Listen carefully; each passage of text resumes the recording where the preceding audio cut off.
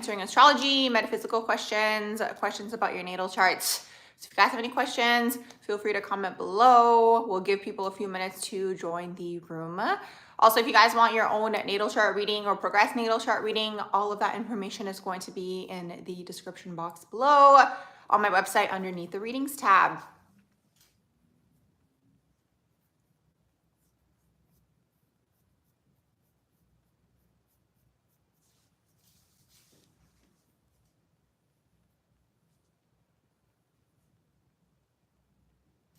Welcome to all the people joining. I'm answering astrology questions and questions about your natal chart. So if you guys have any questions, feel free to comment below.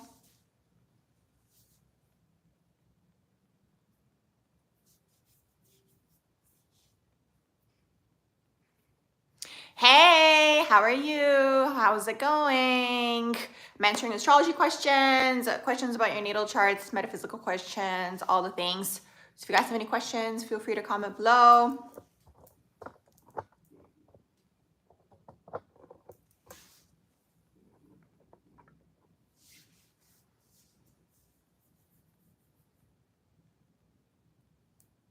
Hey, Vanessa, how are you doing? I'm answering astrology questions, metaphysical questions, questions about your natal charts. So if you guys have any questions, feel free to comment below. Hey, Dee, how's it going? What is new? What's the 411? What should we talk about?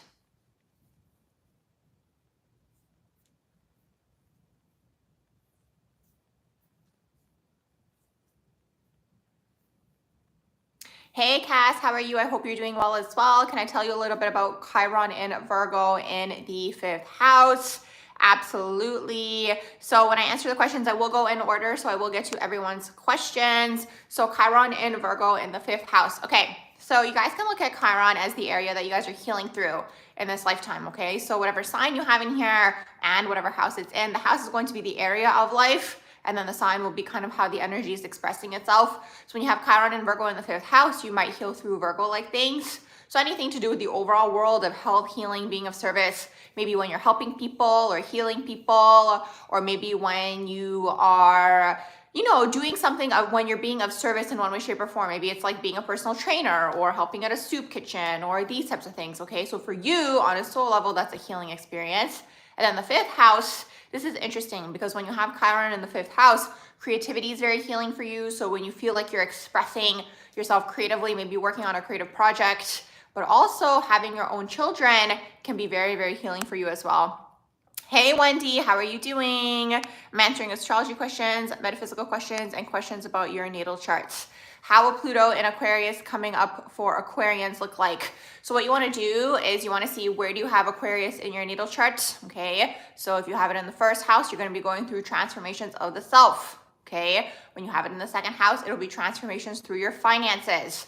When you have it in your 3rd house, it'll be maybe through your siblings or short distance travel or through your mind or through your ideas, but it's over a longer period of time, okay? So it is a long transit. So because it is over a longer period of time, you might not feel it as much. It might not be as intense, okay? So what you always want to do anytime there's a transit is you want to see what house you have that sign in and what does the transit mean? And in this particular case, it's Pluto. So you're transforming. So you're transforming through something. So in your case, you're going to be transforming through, depends what house you have it in, okay? But that's kind of the overall vibe. How are you guys doing? I'm glad you guys are good. You said you have Sun conjunct Saturn in the 11th, orb 2. You can't grasp what that fully means. So you have Sun conjunct Saturn in the 11th.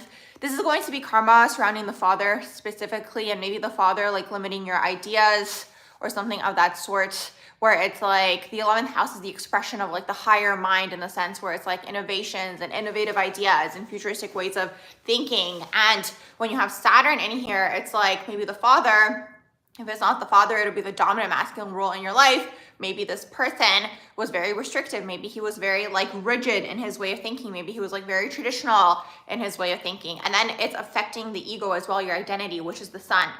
So that's the overall vibe there, okay? Something you have to basically break through, because it's like wherever you have Saturn in your natal chart, it's like this area is the area that you're also meant to master in this lifetime. So it's like you'll struggle in that area as you're growing up. You'll have a lot of trials and tribulations, but as you mature, because Saturn rewards maturity, you'll also mature in that particular area. You'll master that particular area. So you're mastering the area of ideas and innovation and being different and being unique and being yourself is really what that is. Humanitarian things, all these types of things. Let's see what else you guys saying in here. You said you have Mercury conjunct Uranus in the 12th house in Aquarius, and you want to learn a little bit more about how you can hone it in. And then you said you tend to feel very erratic and your mind is everywhere. Yeah, that's because of the Mercury conjunct Uranus.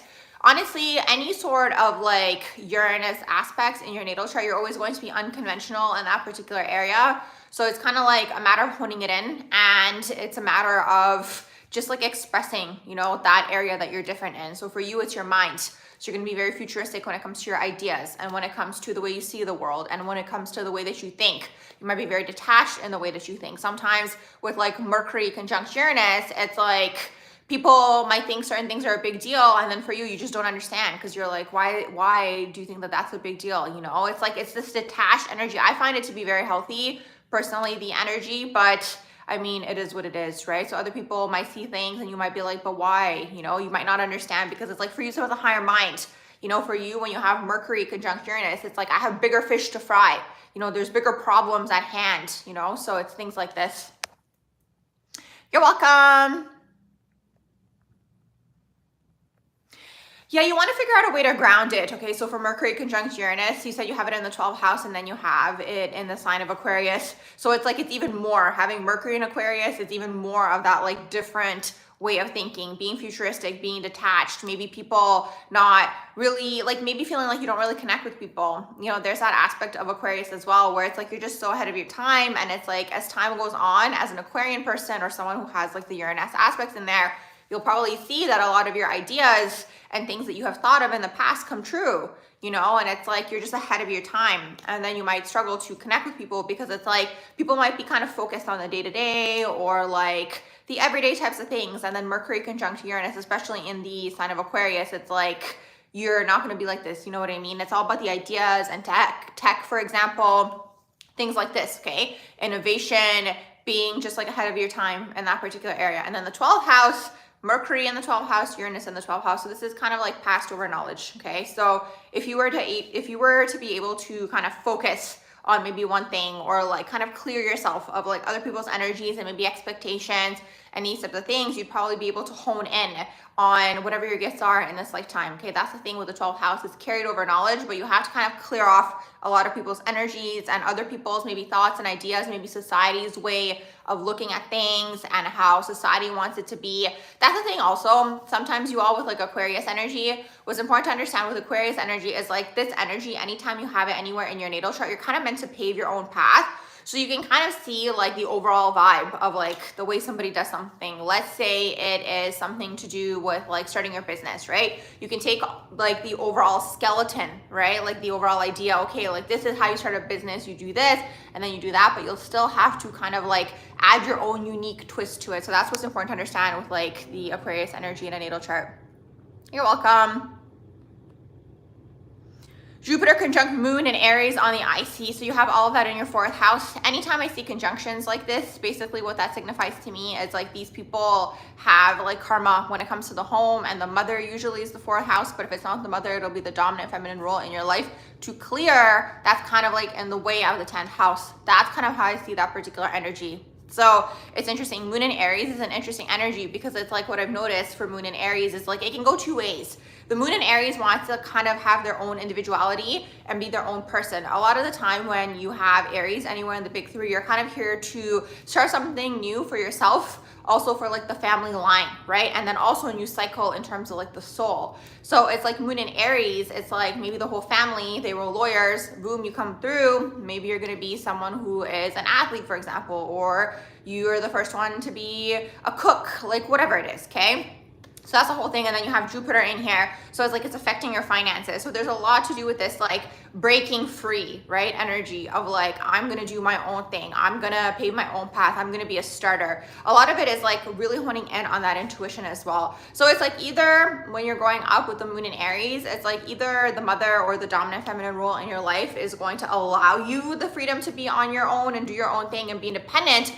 Or something else that might happen is the mother could be very codependent and very much like enmeshed and very much like not allowing you to have your own individuality and kind of like suffocate you, you know? So it's interesting because usually what tends to happen is we tend to get the latter, right? In these situations where it's like, it's interesting to see, we tend to get the opposite, and especially in the moon sign, we tend to get the opposite of what the soul wants on a soul level. I can't tell you why this is. I personally just feel like it's just the irony of the plane. You kind of have to work harder to break through it, to kind of listen to your own soul and kind of go off and like do your own thing is really what that is. Oh my gosh, Angie, how are you? I'm just going in order, so I will get to everyone. Let me just go back up. Hey, PB. Oh my gosh, I'm glad that you're on here. That's so funny. I was thinking the other day, because I always see you on my TikTok lives, I was like, I wonder if PB is going to find me on YouTube, and here you are. D says, I have Venus conjunct the midheaven in the 11th house of Virgo. Is that a bad placement? Apparently, Venus doesn't do well in Virgo. The thing is, for Venus and Virgo, the struggle is, it's really interesting because it's like they say Venus is exalted in Pisces, but at the same time, like Venus and Pisces can be very much like a romantic in the sense where it's like they romanticize relationships. So that's the thing when you have Venus and Virgo, it's like you can romanticize relationships and then you can also be critical when people don't live up to that expectation. You could also take on projects when you have Venus and Virgo. Another thing that can take place for Venus and Virgo is like you can see the potential in someone versus like what they actually are. So then it's like sometimes you might kind of be trying to like motivate them to be their best selves, right? So that's the thing with Virgo energy. It's like when people have Virgo in their natal chart, they want to be their best selves. They want to be their best version. And then they kind of think that everybody wants to be like that. So it's like they can see potential in people because of the energy, how it bounces off of Pisces. And then it's like sometimes they want to push people, right, to kind of get to that potential, but then it comes off like critical energetically, right? So this is a struggle. You might kind of be critical in the area of your relationships. It could also be friendships as well. But what I also will say is like sometimes this energy as well can kind of take on individuals that kind of eventually just energetically become very like lethargic or just like dead weight in relationships for Venus and Virgo. It could even be like relationships where you kind of end up doing everything in the relationship, but it's like chicken and the egg, right? Because it's like maybe the relationship starts off on a good note, maybe the Venus and Virgo person's constantly critical, and then the other person eventually like quote unquote gives up, right? So, you know, this is a thing. And then the thing with astrology is like, we just have to be aware that we have these energies within us. So it's like, okay, I can be critical in relationships, so maybe allowing the other person to be themselves. Or it's like, where does this criticism energy come from? Where does this need for perfection come from? Because it's like when people have Virgo in their natal chart anywhere, what they're really here to learn and master is that perfection doesn't exist. That's the whole thing here, okay? So that's what Virgo is mastering on this earth plane. So it's gonna be a struggle for them because it's like Virgo bounces off of Pisces. So there's a dreamer within Virgo, right? And because the energies bounce off of each other when they don't get that, there's disappointment, you know? And then there's also the criticism energy is the biggest thing with Virgo energy. Hey, oh my gosh, that's awesome. Yes, you nailed it, PB. I'm just going back up.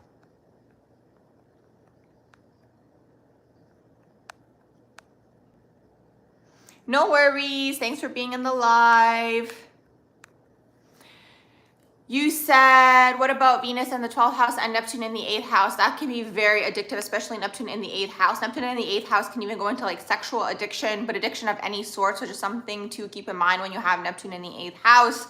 Also, Neptune in the 8th house, there's like things here that you don't see clearly when it comes to just sexuality overall. There could be specific fantasies that you might have. I'm trying to talk in code a little bit here, so you guys are gonna have to read between the lines when you have Neptune in the 8th house. So there's that. But what I will say for Neptune in the 8th house, because of like the sexual energy and working with it, they could be very good at manifesting things and bringing things through and being very magnetic. So I'll say that much. Venus in the 12th house, I mean, that energy is always a little bit of a struggle, especially until you progress out of it. You attract a lot of past life enemies that come through as lovers or friends. In this lifetime, you're gonna have a huge connection to these people. So there could be a lot of transformation that takes place in your relationships as well. I'm just going in order. I'll get to everyone. I'm just going back up here. You said that's exactly how you feel. You have noticed that over time, some people grasp your ideas a lot later once you're already past that. Yeah, that's the thing. So here's the thing with Aquarius energy. Aquarius is going to be the person who starts the trend, but never wants to be part of the trend, okay? Because at the end of the day, within Aquarius, there is a rebel. So they're always kind of going against the grain. So sometimes that's also the shadow of Aquarius. Let's say you have Lilith in Aquarius, for example, where it's like, sometimes this energy is like rebelling all the time, you know, where they just want to be different all the time. And it's interesting, I talk a lot about like with fixed signs in a natal chart and fixed energy overall, how they all have a little bit of an ego in their own way. And this is the Aquarian ego, you know, where it's like, they never want to be part of the crowd. As soon as everybody starts doing it or becomes maybe like quote unquote mainstream or whatever it is, where it's like, there's an abundance of people that are joining this trend. Well, in that situation, they're like, I don't want to be part of it anymore, you know, and they kind of leave, you know, I don't want to be associated with that, because it's like they are very much about their own individuality, and a lot of their identity is around being different and futuristic and ahead of their time. So that's kind of like the struggle. Yeah, I'm so glad that that resonated. You're welcome. Let's see, what else are you guys saying in here? Stellium in the 12th house, Aries, Venus, Sun, Mercury, and Mars. That is a lot of karma to clear in this lifetime with the 12th house stellium, especially in Aries. So another way that you guys can look at like 12th house energy, I'm curious to know if your 12th house overall, oh my gosh, thank you so much for the super chat. Thank you, thank you, thank you. So another way you guys can look at 12th house energy in a natal chart is like, it depends what sign you have in there, because it's like, sometimes 12th house energy, it's like it'll tell you the unconscious traits you might possess of that particular sign, where it's like that could be in the way of, let's say, your growth or your potential or these types of things. Because sometimes you all, I see a natal chart as a potential. These are the ways that I can see a natal chart, okay? I can see it as a potential. So it's like a potential of what you could live up to if you're in the positive version of, let's say, the signs and these types of things. I can also see the natal chart as things that are in the way of your potential and your life purpose as well. And then maybe certain like things that have taken place, let's say traumas, events, and just like other programming that you have quote unquote incarnated into in this lifetime, whether that is through your family, whether that is through the way you've grown up, society, friends, etc., right? So a lot of the time you'll notice, like, especially when you look at people's natal charts, it's like sometimes the potential of the natal chart is, you'll see like there's things going on in the chart where it's like there's things that are in the way of that potential. So for example, when you have, let's say, like Aries in the 12th house, there could be a potential here of you being a leader, or like dreaming of being a leader and dreaming of starting something, but you have to look at the shadow of Aries. So what's the shadow of Aries? Sometimes maybe fearing starting something, you know, fearing your own power, or maybe fearing stepping away from the crowd, because it's like the 12th house, there's so much going on with it, because it's also the collective unconscious, yes, but it's also your own subconscious fears, and it's all to do with the subconscious as well at the same time. You said Mars and Taurus is slow, but your babes proofreads. It fixes your Sag Mars. You rush over things. That's a nice combination. What if the 12th house is empty? The 12th house is never really empty. Like you might not have signs, like you might not have planets in there, but you'll have a sign in there. And even if you don't have a sign, then it's intercepted. If you look at Placidus astrology, okay? So the 12th house could either be occupied by a sign. So everyone has a 12th house, okay? So it could either be you have Aries in your 12th house, or you have Pisces in your 12th house, okay? That means one thing of its own, but then also you can have planets in the 12th house as well, okay? So let's say you have a sun or Mercury or whatever, or it could be intercepted. If you have it intercepted, like an interception basically means that the energy is swallowed up, okay? So that's in the Placidus system. So when the energy is swallowed up, it's like sometimes the energy comes through at strange times. Sometimes like, you know, the timing is off, or it comes through like, again, the shadow comes out, like these types of things, okay, when you have an interception. Hey everyone, welcome, welcome, welcome. I'm just going in order, so I'm just going back up to my spot. You're welcome. Hey Angie, you said what kind of husband could Jupiter and Sagittarius at the 28th in the 11th house produce? Interesting, maybe you could meet this person online with the 11th house. Maybe this person could be very different. They could be maybe in tech or sciencey, or like an engineer when you have it in the 11th house. It could be an online connection. So that's another thing also that I've thought about too, with like people who use dating apps and these types of things. It's like, if you look at your natal chart, another way you can see where you can meet your partner could be looking at the 7th house ruler as well. I have a video on that if you guys are interested. Because it's like, you know, I see people talking about online dating stories and the horrors of online dating and these types of things. And it's like, then I think about people's natal charts, and it's like, for some people it works because the energy is in their favor. So for example, Jupiter in the 11th house, the energy is actually in your favor to meet someone online or through social media or through any form of online method, okay? It is in your favor. For someone who doesn't have that, they can keep trying, maybe it'll work. But it's like, sometimes you want to put yourself in situations where it's like, if you're looking to meet someone, right? It's like, you want to put yourself in that energy. So there's that aspect of it as well. And then Jupiter and Sagittarius, this person could be like a spiritual teacher. There could be differences in religious versus spiritual beliefs. When you have Jupiter and Sagittarius, the person could travel a lot. They could also maybe be abroad. They could be maybe even a different cultural background than you when you have Jupiter and Sagittarius. Hey, oh my gosh, I'm glad that you are at my live. Welcome. Let's see. I'm just going back up. I will get to everyone. I'm just going in order here. You said, LOL, your mom and Libra moon, when you had acne breakouts, she got so mad. Then you said, hey, what do you say about someone who has Jupiter in the 12th house? Okay, so the 12th house, you can look at it in a few ways. Sometimes it's carried over knowledge / karma, okay? So sometimes it's carried over. So let's say you have Jupiter in the 12th house. Maybe you already mastered how to make money in a past life, didn't get to complete it. It's carried over knowledge into this lifetime. Now you're completing it. You can look at the 12th house as something that you are completing in this current lifetime as well. You're closing out that cycle, okay? Another way you can look at the 12th house, let's say Jupiter in the 12th house, it's like, you know, these are ways that you can make money, and these are ways that you can be abundant. So the area of life where you're probably going to be most abundant in, because it is the house, that's the area of life, is going to be the 12th house, okay? So you'll be abundant, let's say anytime you do shadow work, for example, or anytime you figure out what's going on with your unconscious, or astrology, or the occult, things that are hidden, okay? The 12th house can also deal with foreign lands as well. So maybe when you go abroad, you will activate abundance for yourself, okay? So that's kind of the overall vibe. Let's say it's anything 12th house like movies, film, okay? Theater, these types of things, okay? Romance, writing, music, art, these types of things, okay? Psychic world, tarot, all these things. The 12th house is so vast, right? So when you're engaging in that world, you are activating abundance for yourself. These are a few things that can take place. Let's see. Let's see, LA. I'm just going back up. You said Pluto in the 11th house, and then you said 11th house stellium. Okay, so a few things for the 11th house, okay? The 11th house is an interesting house because it's like they're ahead of their time. They're very psychic and intuitive in their own ways. So it's going to be very claircognizant. It's through the mind. So because the 11th house is like the mental energy, right? From thinking and just contemplating and dwelling, you'll have a lot of ideas, right? And a lot of the time, the 11th house is tapped into the other side, okay? So what do I mean by this? Anything that's futuristic, we're grasping that idea from the astral plane. The 11th house is already there. They're already in the astral plane. So anything to do with like futuristic ways of thinking or innovation or tech or science or like AI or like crypto, for example, like all these futuristic ways of being and thinking, and like maybe the way you think society should be and the way that you think relationships should be and all these things, right? It's on a larger scale. You're already there.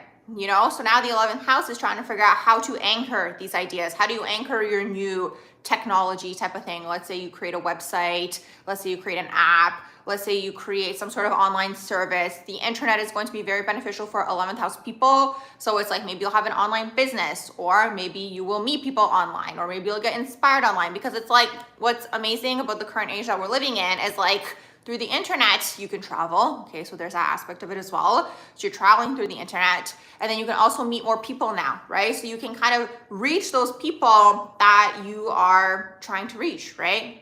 Maybe, and like back in the day, let's say when we like lived in smaller communities, you know, the 11th house person probably would have felt more isolated, right? They would have felt more like ostracized from the community. You always kind of feel like you're like the odd one out though for 11th house people. And what's interesting about the 11th house is like they're always going to have a lot of friends because the energy is like very non-judgmental. It's very non-judgmental, and it's like very like just different and like unique and like quirky and these types of things. But the struggle is they'll always feel like they're not part of the group, you know? And they also don't want to be part of the group. There's an aspect of it as well. We talked about that ego energy, right? So there's that with the 11th house, you know, and it's kind of like that quote, you feel like you're of this world, or like you're not of the, you're in this world, but not of it, whatever that quote is. That's very much 11th house energy, okay? Pluto in the 11th house. So now you're transforming through all of this, okay? The 11th house is also friendships and, you know, but it's larger groups of people, I find. It's usually people who are connecting together for some sort of larger cause and mission. Like the 11th house person isn't going to want to engage in small talk, okay? They want to talk about ideas, you know? How can we make this better? And how can we improve this? And how can we implement this? And because of the current age that we're living in, it's very techy. Usually the 11th house is going to be kind of interested in these types of things, okay? If it's not this, I've seen like fashion industry types of things be very 11th house like as well, just because of like the fashion style being very like unique. And sometimes they do like the most interesting things with like runways, right? Like you'll see people wearing like garbage bags and that's like their outfit, right? So that's all very like 11th house like. You know what's interesting, PB? You're asking about Libra sun males. I literally was thinking about this the other day. It's wild. Okay, I was thinking about how I literally do not meet a lot of Libra men, and then I met a Libra man. It's crazy. Let's see what else you guys saying up here.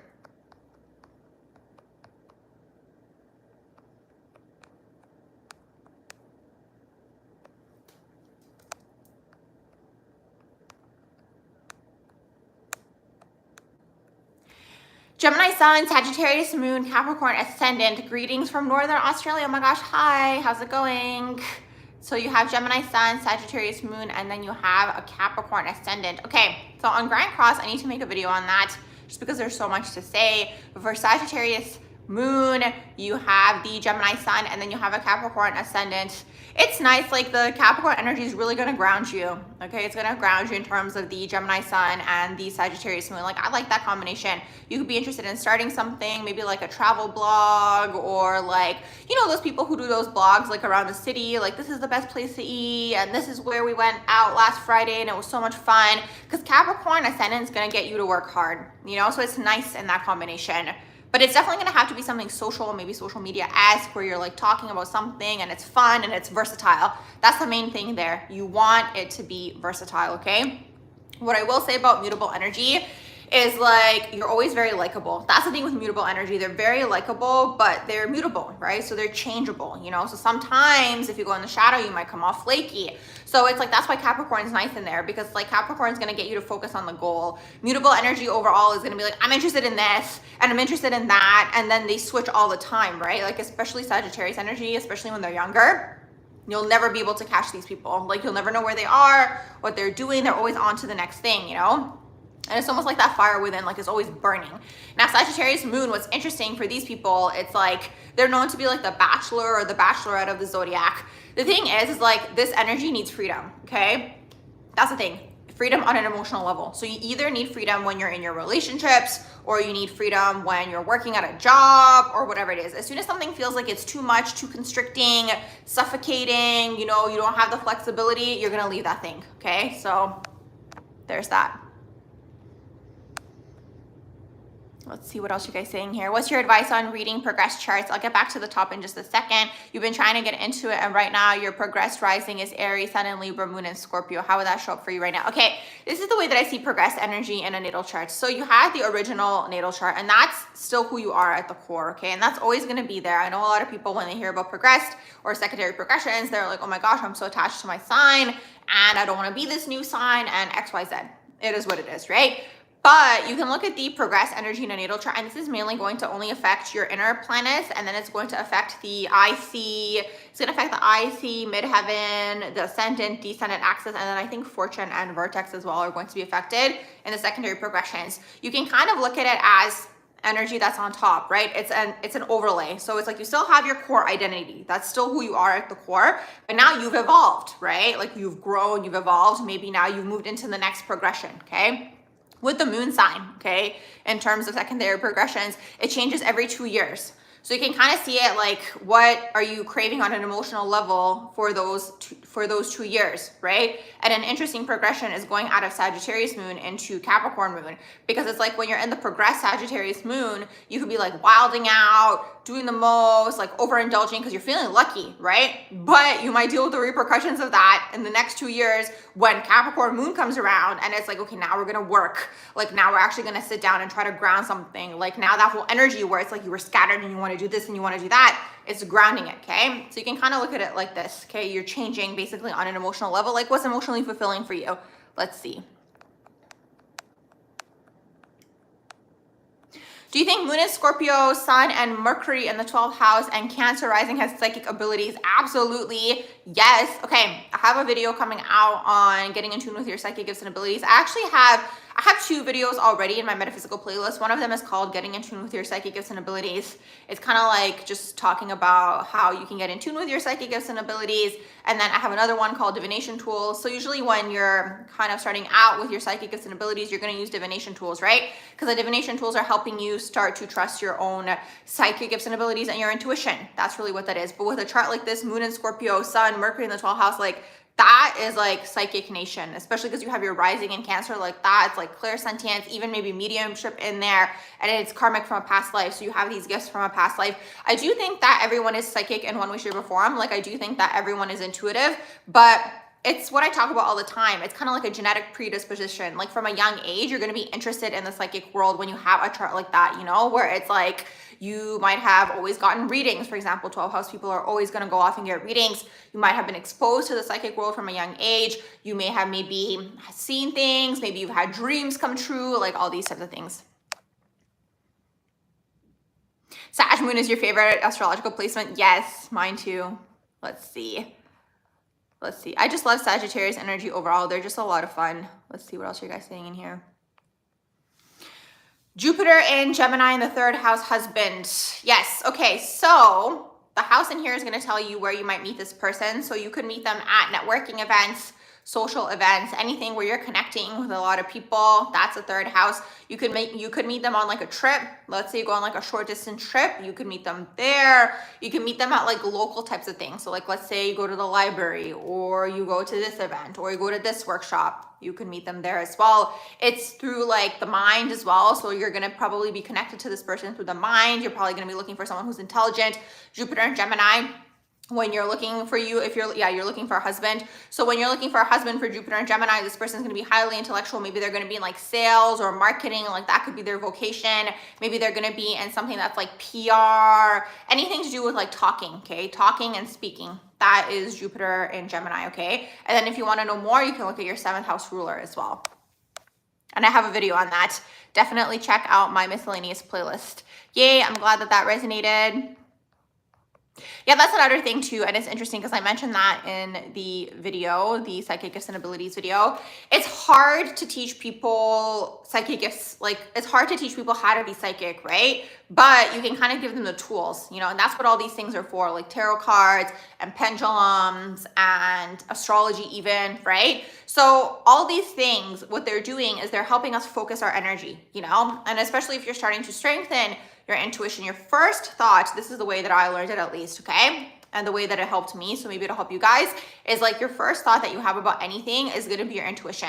And then anything to follow that is gonna be your ego, okay? So trying to either convince you otherwise or put in doubt or say that's not possible or whatever it is, okay? It's always like a comfort thing. Ego's trying to keep you comfortable. Intuition is kind of leading you in the way that's heart space related, right?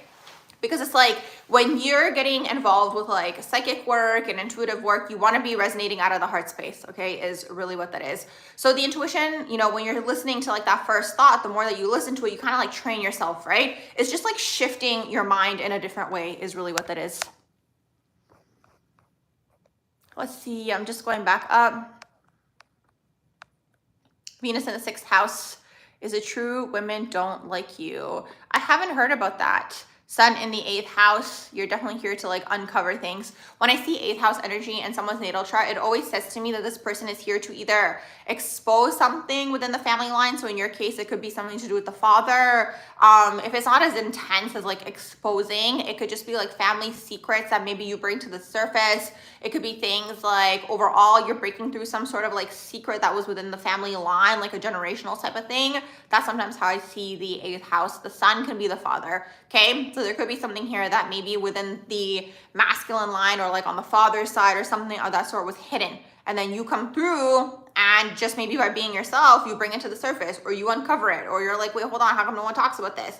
Or whatever it is, okay? For example, maybe the father, you know, like had like shady investments with sun in the 8th house or something like that. And you're like, hold on a second, what's going on here, right? So it could be things like this. Let's see what else you guys saying here. Mars and Taurus isn't bad. Mars and Taurus is grounding. So the thing is, I don't see any placement as good or bad, you know? I see it as like you have this energy in your natal chart and it is what it is, right? So it's like, how can you utilize the energy to the best of its capability, right? So we have Mars in Aries. Mars in Aries starts something, okay? And then you have Mars in Taurus. That energy is building. I personally like the earth signs and Mars because this earth is very earthbound, right? So it's like Mars and Taurus is going to be practical when it comes to their goals. It could be slow. It could be slow. Like that's just what it is. Like it's slowly going to get to the goal, like one foot in front of the other. But at the end of the day, like who are we to be like, this is right and this is wrong? You know what I mean? So that's just like the strategy that Mars and Taurus has. It's very slow. It's very like calculated and like, this is my goal. This is how I'm going to go about getting my goal. This is how I'm going to go about achieving my goal and these types of things. Okay. So that's Mars and Taurus. It's like slow and steady wins the race. They're building. And sometimes honestly, like if things come fast, it's like easy come, easy go. You know, sometimes you see people who maybe have, let's say like made a lot of money overnight, but those same people could lose it very quickly as well. I'm not trying to speak anything into existence, but it's like Taurus energy is like over an extended period of time, and especially because it does deal with money and it does deal with like personal finances, like you're building, okay? You're building some sort of wealth, personal finances over an extended period of time. Now, what I will say, we're going back to the fixed energy in here. So the Taurus energy struggles because they can operate with blinders on, right? So it's like sometimes there could be an easier way to do something, for example, but it's like because they're so stuck in like, this is my goal and this is how I'm going to go about getting my goal, is because Mars is all about goals, right? And like achievements and going after like our goals and these types of things, right? So it's like, because you're so like tunnel visioned, let's say someone comes through and they're like, hey, you know, we could do it this way and this way could be easier. Mars and Taurus might not listen to them, right? That's kind of like the difference between the earth signs. Virgo is mutable, okay? So Virgo is mutable, so they could change. And then we have Capricorn. Capricorn's kind of like going to listen to like the mentors, and they're going to listen to like people who are maybe above them, and they're maybe going to seek these people out. Sometimes Taurus is going to be like, I'm just going to do it my way, and my way is the best. Let's see what else you guys saying in here. You're welcome.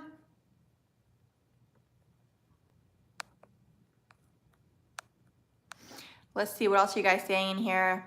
You said Babes is an architect with Mars and Taurus, and you're like, how do you even start a Sims house without any graphics? Oh my gosh. Let's see. I'm just going back up.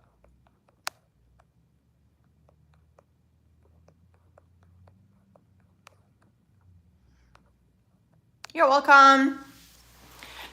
Could you please explain Sun and Aquarius in the 8th house? Okay, so I touched on the 8th house. I hope you're still in the room because that was your original question. I'll talk about Sun and Aquarius.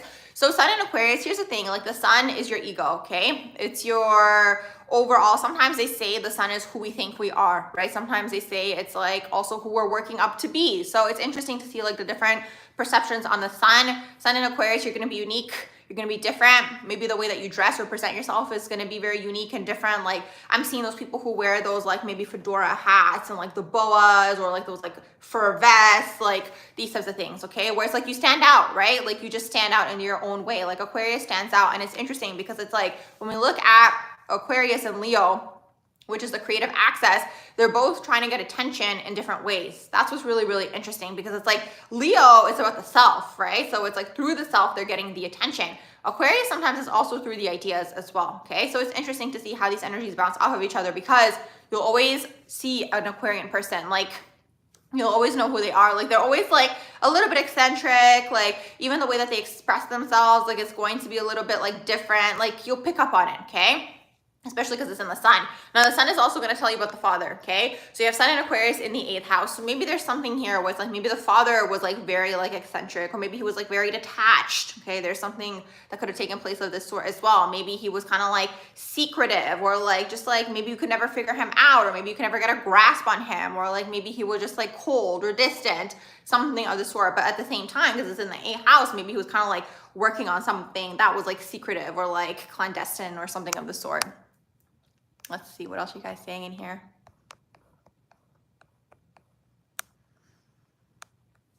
What if you're a Scorpio sun and Mercury in the 12th house? I love Scorpio Mercury. I find these people to be super, super intelligent. Scorpio Mercury, I personally, this is my own opinion, I find them to be one of the most intelligent Mercury signs because they're always 10 steps ahead. I've seen a lot of Scorpio suns. This is so interesting. I was thinking about this earlier today. I've seen a lot of Scorpio suns in things like martial arts, or like Muay Thai, or like things of this sort. Sometimes Scorpio suns can also have aggressive fathers or like explosive fathers when they're like growing up. Because what's interesting with Scorpio energy is like, it used to be ruled by Mars, right? So there's this like Martian like undertone to like Scorpio people. So you might come off like fiery, or like, again, ready to fight, right? You'll definitely be more maybe in that energy, especially for Scorpio suns. I've noticed that with them, like they're going to be interested maybe in these like solo, like competitive types of sports, or like Brazilian jiu-jitsu, like whatever it is, okay? It's interesting. You do have it in the 12th house. That'll give you maybe a little bit more of a softer energy to the Scorpio sun. Like when you have it in the 12th house, it kind of gives you the undertone of like Piscean energy, okay? So 12th house is familiar, right? So people might always feel like they can trust you, or like they know you, or like a lot of the time when you're out, like people might say things to you like, have I met you before? Or you're so familiar, or have I seen you somewhere before? It's because they're like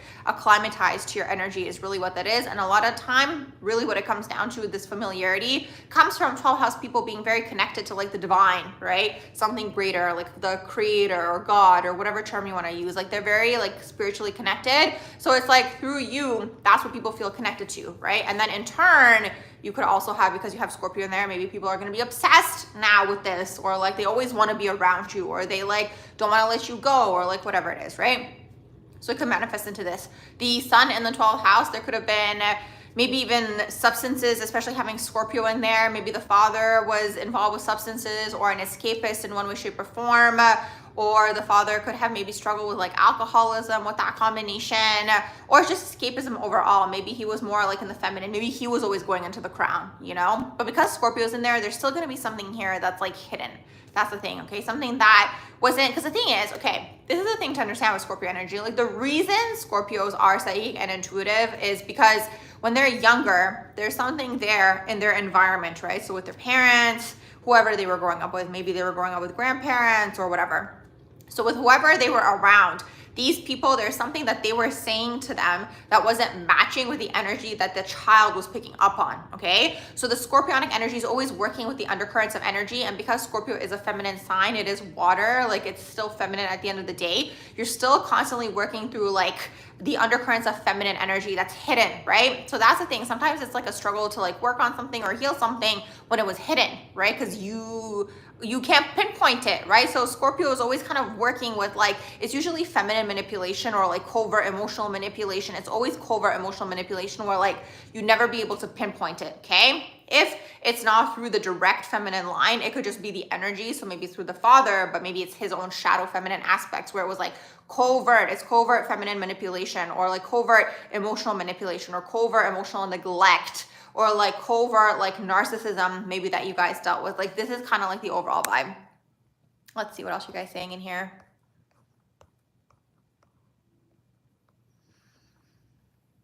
How long did it take you to learn all of this? You're so knowledgeable. Oh, thank you. I'm always learning. I mean, I'm still learning. Honestly, that's the thing with astrology. I had someone ask me recently, they were like, oh, like I want to do astrology, but I don't know. And it's like, you know, the way that I see it with all psychic work, it's like you're, first of all, always going to attract people that you're meant to serve at that time. So it's like, even if you're new, you're still meant to serve maybe whoever you're interacting with, there's that. And then it's like, sometimes you just have to jump into the fire. Like you can learn certain things, but other things you really learn through experience, looking at people's charts, patterns, because a lot of things with like astrology is like really pattern recognition, and especially energetic pattern recognition. So there's that, right? And then you're constantly learning. Like that's something that I find interesting when I hear other astrologers talk about it, like older astrologers, people who have maybe been doing it their entire lives.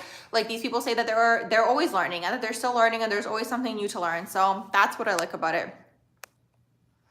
Vedic or Western, depends what you're using it for. I get asked that question a lot. You're welcome for the 12th house info. Progress sun in Scorpio in the 6th house. Yes. Okay. So the way you can look at the sun progression is like, this is your identity, right? It's your ego that's progressing. Okay. So originally you would have had Libra probably in the 5th house. So maybe for that era of your life, you were very fun. Doesn't mean you're not fun anymore, but now it's like you progress out of like maybe surface level friendships and maybe meeting a lot of people, talking to a lot of people. Maybe you were a social butterfly. Maybe you just wanted to go out all the time, have fun and meet people and go to all these events. And maybe you were into things like fashion and beauty and interior design. Doesn't mean you're not into these things anymore, but now you're seeking for the depths, okay? So that's that progression out of Libra into Scorpio. Libra, okay, spends the time meeting the people, okay? So you meet a lot of people, but then you progress into Scorpio where now you're analyzing people, okay? You're seeing the patterns within people. Why do people behave like this? You know, why did they say it like that? So that's kind of like that progression. Now you're seeking for depth, okay? Maybe now you're deeper as a person. Maybe now things that, you know, once interested you, let's say before you were maybe interested in makeup and, you know, fashion, now you're interested in maybe astrology, for example, or the occult or like hidden things. So that's kind of like that progression, okay? The 5th house is similar, right? Like the 5th house is the fun house, right? Like it's all about being spontaneous and going on adventures and like, it's also like your inner child and these types of things and like healing the inner child and expressing the inner child. Boom, you go into the 6th house now, where it's like now you're perfecting something. So that's that progression out of the 5th into the 6th. The 5th kind of picks a craft, right? Something that they want to do. And then you go into the 6th where you are now perfecting that thing, okay? You're constantly doing it. Practice makes perfect. Maybe you picked music, for example. Now you're perfecting it. Now when you have Scorpio in the 6th, you might be very good at, let's say, like astrology or like private investigator work or like detective work, these types of things, okay? So that's a very nice placement for specifically astrology or anything that's investigative. Let's say you want to do a research project or you're trying to get to the bottom of something or you're into true crime, for example. Scorpio in the 6th house is going to be good at that. Thank you. You're like an astrological encyclopedia. I do feel like some of it is, to be honest with you all, I feel like some of it is like past life things. Like I kind of feel like maybe I've done it in a past life and now I'm expressing it in this lifetime. Like I do feel like there's that aspect of it as well. What else are you guys saying in here? Let's see, the yod. Yes, I'll definitely have to do a video on that and go in depth. There's so much to say. Let's see, what else are you guys saying in here? You're welcome. Does the Sagittarius characteristics you're speaking about hold true for moons and the 9th house too? Yeah, so this is the way you guys can look at the energy in a natal chart, okay? So it's like the sign, okay? So sorry, not the sign, the planet, okay? Or the placement is what the energy is, okay? So moon is your emotional world. The sign in here is how that energy expresses itself. And then the house is the area of life that that energy is being expressed in. So there's a slight difference between house and the sign.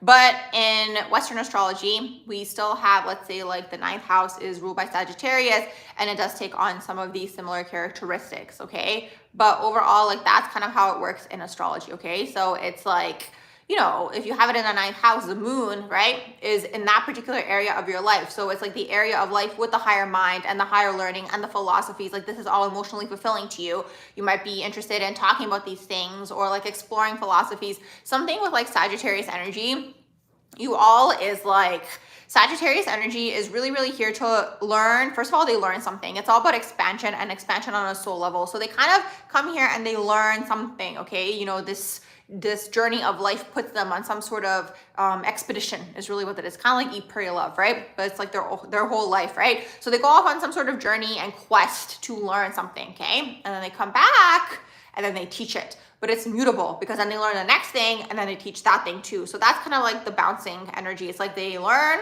and then they teach and then they learn and then they teach. So these people, Sagittarian energy overall is going to be very good at like motivational speaking, uplifting people, getting people to like, you know, go live their best life. And like, you know, those like motivational speakers are like, why are you sitting at home when you can be doing this? Like that's kind of like very Sagittarius vibes. Hey, Christine. Oh my gosh, thank you. Thank you for the kind words. Thank you for the likes and subscribes. I'm glad that you caught me live. Let's see. Progress charts. I do have a video. I think I actually have a playlist on progression. So I have it on what progressions mean. I think I have it on the progressed moon. I think that's a whole video of its own. And then I think I have like separate videos for all the sun progression. So you guys can definitely check that out. Let's see. What else are you guys saying in here? What are some of the placements that I love? I get asked that a lot. Honestly, it's hard to say because it's like, when I look at overall charts, like for me, I'm neutral, right? Because it doesn't really matter. But then I have placements that I personally get along with, you know, in terms of, let's say, friendships or relationships or business partnerships. Like it really depends, you know, it really, really depends. Like, what am I trying to achieve? Or like, what kind of experience am I wanting to have? Sometimes I like to see like, what do I manifest with certain people? You know, sometimes I meet certain people and I'm curious to see like, what are we going to manifest together? What kind of experiences are we going to manifest together? You know, because different people have a different energetic imprint. So I don't know, I kind of look at things that way. Like it's always interesting to me to see like what two energies coming together, whether it's a friendship or a relationship or whatever it is, like what kind of experiences are you guys going to have together? You know, for example, like I had these friends where one of them was, I think, Capricorn moon. One of them was like Capricorn ascendant. And then my fourth house is in Capricorn. And together we were doing like very Capricorn like types of things, you know, going to like speakeasies, even though I don't drink, but like the vibe of it, right? So it's really, really interesting. Like it depends, you know, I think different people always bring through different experiences in your life. Let's see, what else are you guys saying in here?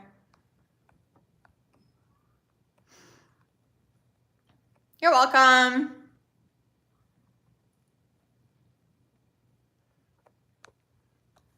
What are my thoughts on multiple planets at 29 degrees? Your husband has Pluto, 2nd house, Neptune, 4th house, and Mercury, 6th house. I kind of feel like he's here to be a healer, but I'm curious to know if he's like working in something that's very like linear. I don't know, that's kind of what I'm picking up on. Sometimes the 29th degree, like it depends what sign you have in there, because it's like the 29th degree, whatever sign you have in there is like, it's going to not let you out of that sign until you master that particular sign. So that's really what that is. But I'm picking up on a lot of like, I don't know, that's just kind of what I picked up on, like healing or something of that sort. Maybe he's a healer and he doesn't realize that he is.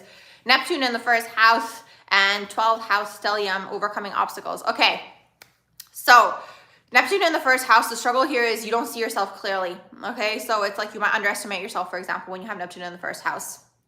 It could be this. Overall, like your vibe and your presence is very healing when you have Neptune in the 1st and then 12th house energy. On top of all of that, you're going to be a very, very healing aura. Like that's just like the type of aura that you have. So there's that. But it's like, because you have Neptune in the 1st, you might not see yourself clearly. Overall, you might not see like how you look clearly. Like there could be this as well. But you might not even see like your own traits. Like let's say you have like very positive traits. Let's say like you're very talented at something, you might not see it. Another thing that I've noticed also with talents is like sometimes certain things come so naturally to us that we think that everybody else can do those things, but not everybody can do those things. So sometimes Neptune in the 1st house can struggle with that, where it's like seeing like what is your gift and what are you kind of here to share and do. But like the thing is, when you overcome that, it's gonna make you very like magnetic, like it's gonna make you very dreamy. There's also been a lot of like reality TV stars who have had Neptune in the 1st house, like people who don't really do anything, but there's a lot of people that want to watch them. That's also Neptune in the 1st house.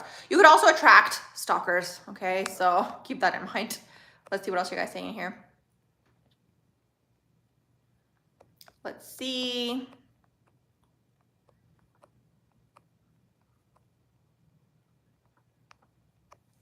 Hey Courtney, how are you doing? Chiron, Gemini in the 8th house. Thoughts? You have Scorpio, stellium in the 1st house too. So Chiron is the area that you guys are healing through in this lifetime, okay? So you kind of want to see what signs you have in here and what house is it in. So for you, you're healing through the 8th house. So for you, 8th house types of things are very healing. Maybe being married, for example, is very healing for you when you have the 8th house, or merging finances, or let's say just overall like investing, or like let's say it's a loan for a business. That could be a very healing experience for you. It could be something like this, because the 8th house is merging, right? So the 8th house is merging energies. And what's interesting with 8th house / sometimes Scorpio people as well is like they're always going to find a way to use other people's money, okay? So whether you're working on a project and you get an investor, that's very 8th house like, or it's through your spouse's resources. It could be this as well, or it's through an inheritance. You know, so that's kind of like the 8th house. It's like it could happen without you realizing, but you can also like take advantage of that energy as well, where it's like you're constantly like kind of doing whatever you're meant to do, but it's through other people's resources. Let's say someone starts a business and it's like through that business, maybe they somehow get you to be a part of it, right? But you're not invested in it, but they are. That's also very like 8th house like. So when you have Chiron in here, all these things are healing for you. Astrology is healing, psychology, sex could be very healing when you have Chiron in the 8th house. Therapy, money overall, okay? You could be interested in being a financial advisor. All these things are very healing. So you're healing through that particular area as well. And then you have the Chiron Gemini as well. So that's anything to do with the written or the spoken word, okay? So anytime you're speaking or you're sharing, or maybe you're being funny, or maybe through your friends, or maybe through your network overall, these things are all going to be very, very healing for you, okay? So that's the idea with Chiron. Whatever area you have it in, you're healing through that particular area, okay? The Gemini energy is going to be more so like how the energy is expressing itself, okay? But overall, the house is the area that you're healing through. Let's see, what else are you guys saying in here? Yay, oh my gosh, both of you have the stellium. I love that. Yes, Scorpio stellium is really interesting because basically what Scorpio is doing here is like they're constantly transmuting through energy, okay? So it's like sometimes Scorpio goes through things because like they're able to transmute that energy, and in a way when you're transmuting it, you're also transmuting it for the collective. That's the whole idea here. Let's see, what else are you guys saying in here?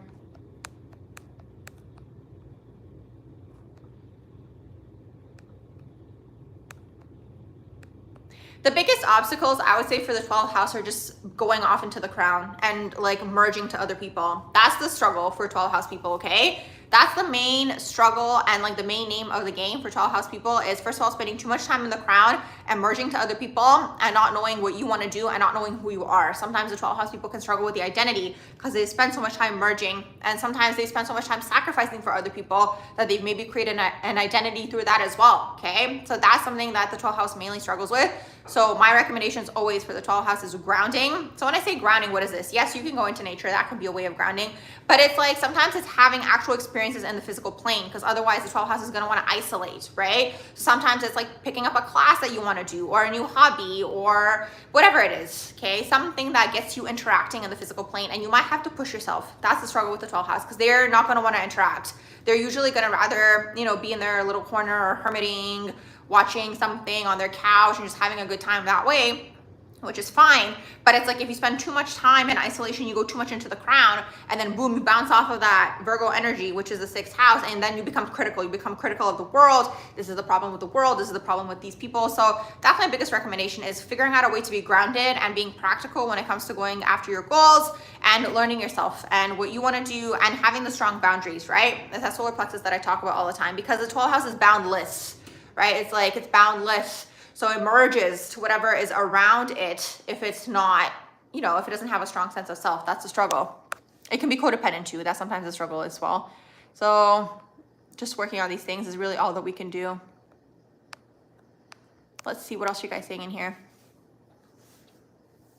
Scorpio moon, Venus, Uranus in the 11th house, Sagittarius ascendant, Mercury, Neptune in the 12th house, all within, you said this is hard. Now you said all within 1 degree, or yeah, because that energy is super ahead of its time. That's the struggle. That's the struggle. It's like, it's ahead of its time, and then it wants depth in the sense where it's like it wants to connect with people who are also ahead of their time and who are also maybe psychic and intuitive. 12th house people are always going to have friends that are also psychic and intuitive, okay? That's another thing also to understand with like even the 11th house. Honestly, from Scorpio onwards, also you have Scorpio and Sag in there. These people, that quadrant, right? So Scorpio onwards, Scorpio, Sag, Capricorn also. Sometimes people are surprised at that one, but Aquarius and Pisces, that particular like quadrant of the overall like natal chart is like the quote unquote spiritual quadrant. That's the way that I see it, okay? So it's a spiritual quadrant. So it's like you need to, you know, be around people who are also spiritual or connected to the other side, or at least open to it, right? Or at least open to it. If you're like friends with people or dating people that are like linear and like, you know, like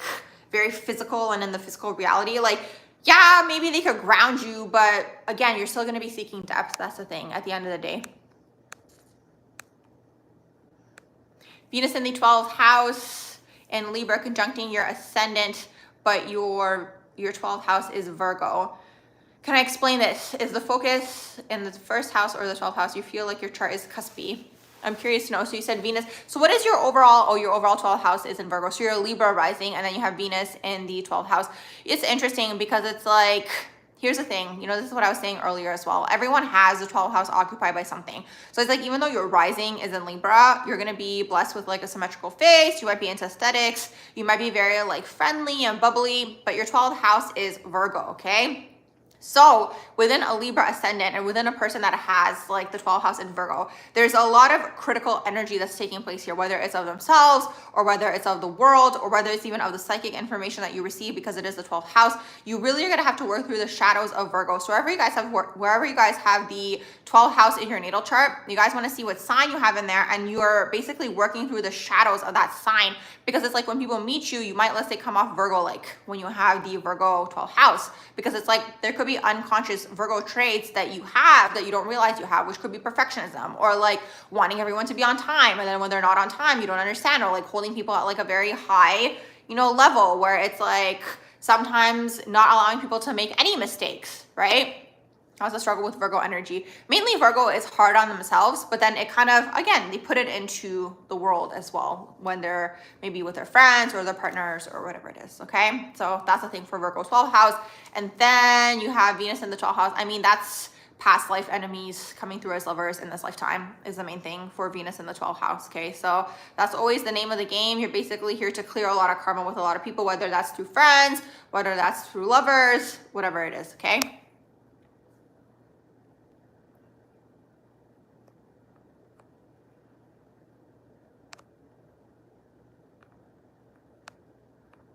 Let's see, I'm just going back up.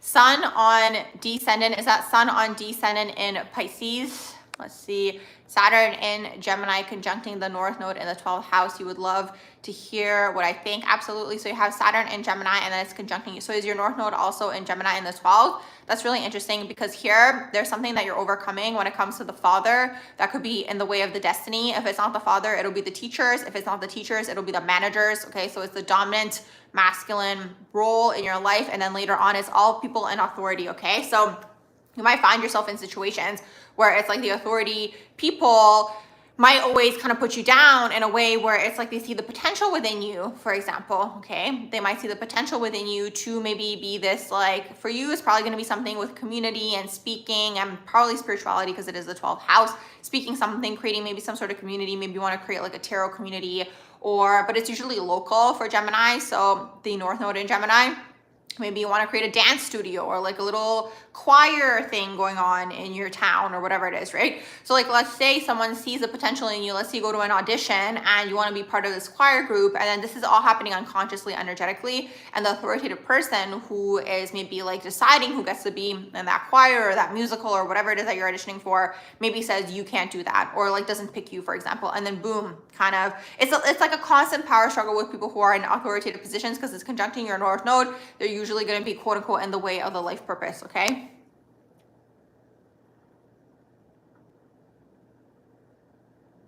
Cancer 12th house, you don't know how you feel about that Cancer energy. Yeah, so having the Cancer 12th house unconsciously, like you're always going to be looking for a family feel. You know, it could be kind of like you don't want to leave, let's say, a job because they feel like your family, or you don't want to leave a town because of all the friends you made, like things like this, okay?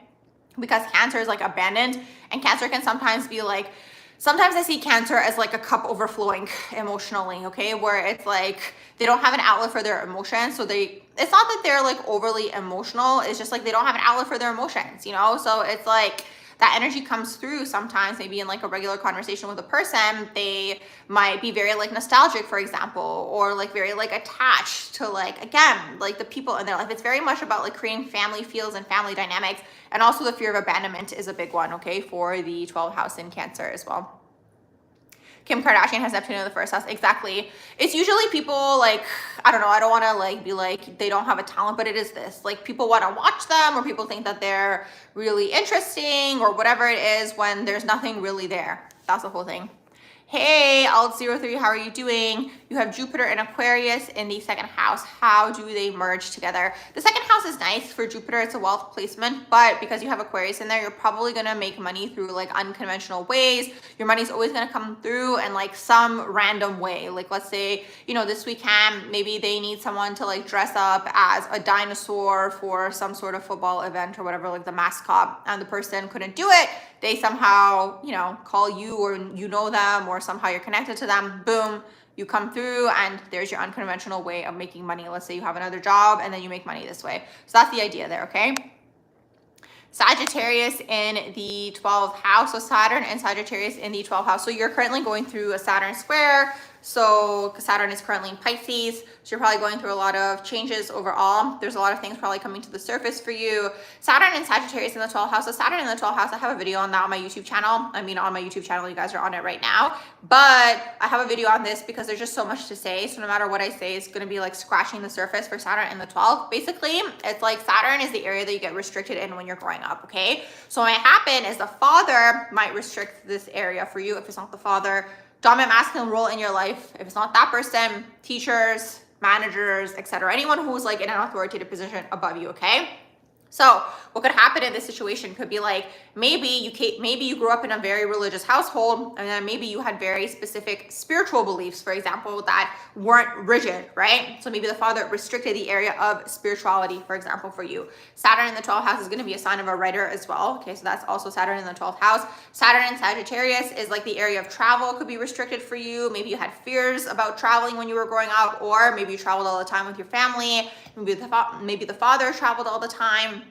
Things of this sort, okay? So that's kind of the overall vibe. And it's carried over karma. So you could also be closing out karma when it comes to the father in this lifetime. You could also be closing out karma when it comes to authority and authoritative figures. And like, it's like you'll notice the pattern, because it's like whenever we're in dynamics where there's a manager or someone that is in an authoritative figure above us, right? You'll notice that there tends to be like similar patterns that you had with your parents when you were growing up. So if there's something that bothers you about like maybe the way that they're quote unquote managing you, it's usually going to show you what your parents were like. And it's interesting because one time I was thinking to myself and I was like, sometimes, I don't know if this is true or not, this is just me thinking, this is just like random ideas, okay? But I was thinking and I was like, I kind of feel like people who either want to be entrepreneurs or have their own business or something of this sort either had like critical parents when they were growing up, or there's something here going on where they don't want to answer to another person, right? So then you want to see what was going on with the parents.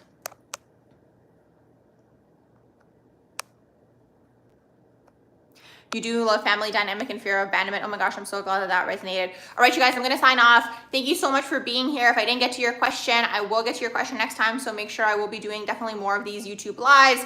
Make sure you guys check out my TikTok channel. It's called BJosic, so BJOSIC. If you want your own readings, whether that is natal chart reading or progressed natal chart, it's all going to be in the description box below. Thank you so much for being here. Thank you for your questions, likes, subscribes, and I hope you all have a beautiful rest of your evening.